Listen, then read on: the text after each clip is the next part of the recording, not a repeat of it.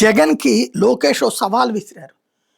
నేను మీ ఇంటి దగ్గరకి ఓ 200 మీటర్ల దూరంలో ఉన్నాను. దమ్ముంటే రా డీఎస్సీ మీద చర్చిద్దాం. నువ్వు ఒక్క డీఎస్సీ కూడా చేయలేదు కాబట్టి నీకే అనుభవం లేదు కాబట్టి నీకంతా అన్నటువంటిది తీవ్రమైనటువంటి ప్రశ్నలు సంధించారు. అదే సందర్భంలో అనిత గురించి అమర్నాథ్ లాంటి వాడు చేసిన వ్యాఖ్యలు దుర్మార్గం అన్నారు. ఇదంతా జరిగింది. కాసేపటికి మేము చర్చించడానికి సిద్ధమంటూ లక్ష్మీపార్వతి నాయకత్వంలో మహిళా నేతలు వెళ్ళి నుంచోవడం జరిగింది. ఇక్కడ సమస్య ఏంటంటే లోకేష్ అయినా చర్చించాల్సింది జగన్తో కాదు. ఎందుకంటే జగన్ తన దగ్గరకు వచ్చిన డిఎస్సి బాధితులు చెప్పిన వివరాలనే ప్రెస్ మీట్లో చెప్తున్నాడు. ఆ అంశాలనే నివృత్తి చేయమంటున్నాడు, లేకపోతే విచారణకు ఆదేశించమంటున్నాడు. ఓకే, విచారణకి ఇప్పుడే అక్కర్లేదు అనుకున్నాం మనం.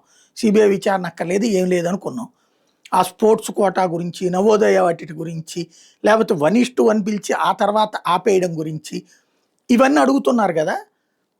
అలాగే ముందేమో పరీక్షలు లేకుండా టీచర్లు నియమించి ఆ తర్వాత పరీక్షలు ఉండాలంటాం స్పోర్ట్స్ కోటాలు. ఇది జెన్యూనా కాదా అన్నటువంటిది ఒక ఆస్పెక్ట్. ఇది ఆ సదరు ఎవరైతే ఓ రోజు స్వయంగా లోకేష్ గారే కూర్చోండి, ఒక కళ్యాణ మండపం పెట్టుకోండి, విజయవాడ ఏవన్ కన్వెన్షన్ పెడతారా, అమరావతిలో పెడతారా, పెట్టండి.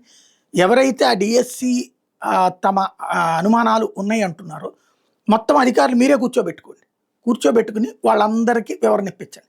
దగ్గరుండి ఒక రోజు కాబట్టి 2 రోజులు 3 రోజులు టైం తీసుకోండి. 3.5 లక్షల మందిలో 16,000 మంది సంతృప్తి పడితే అందులో 2.5 లక్షల మంది ఏమంటలేదు.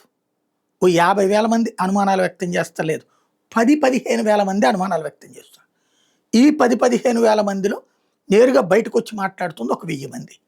ఆ 1000 మందికి 2-3 రోజులు పడుతుంది ఆన్సర్ చేయడానికి. అవసరమైతే కంప్లీట్ లైవ్ ఇవ్వండి. వాళ్ళు అడిగేది ఏంటి, మీరు చెప్పేది ఏంటి.